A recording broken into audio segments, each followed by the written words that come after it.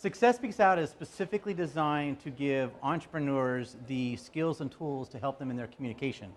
Because we all know that the ability to effectively communicate with our potential customers and clients and people that our product or service is going to solve their problem is the way to turn them from potential clients into happy customers. So what we've done is design a program that has 4 sections. The first section is an educational section, and it is designed to teach you about one aspect of either the one-on-one part or the networking that you would do. So we'll just talk about, could be things on how to select a location, how to ask somebody for a one-on-one, different little areas, and it'll be at about a 5-minute presentation on education of that. And the second section is designed to help us answer those simple questions that some of us get tripped up on, and you know you're going to get asked. For example, what do you do? How are you doing today? It allows us to start to think about how we want to present ourselves, how we want to be perceived, and in what way we want to answer that question. So in that, we're going to ask 3 different questions and then go over some education, and then someone is going to present an answer to that. And then the third section is similar to the second, and that one is a longer presentation, 4 to 6 minutes. And that is going to be designed to allow you to really develop some structure to some of the common answers about what does your product do, and allow you to really develop maybe some personal stories and design or help structure how you want to present yourself and be perceived by somebody. And it has an extra added benefit of being evaluated by 2 different people so that you can find out how your information was received. And then the last section is simply a tip of the day. And that is going to be related to whatever the organizer wants to talk about as a simple business tip. So the first part is the education, and today's education is going to be on dependability.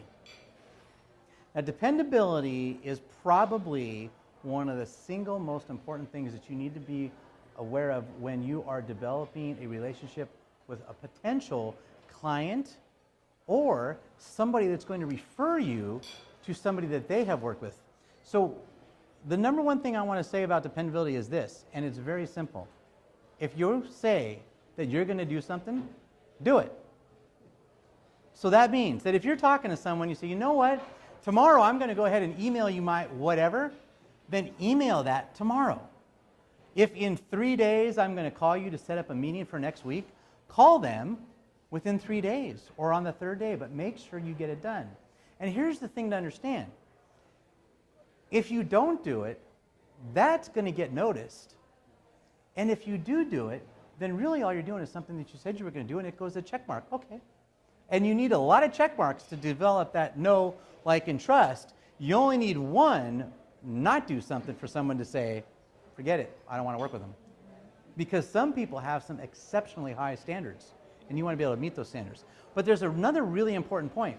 If I have a customer base that I have spent months, weeks, years developing, do I want to let you refer you to them, to touch them, and be involved with them if you're not dependable? If you can't simply email me something, how can I trust you to take care of some customer that I've developed a relationship for 3 years? Right? I mean, you know that your customers that you have, I mean, they're kind of like your children. You guard them. You don't let them give their emails out. You're very selective.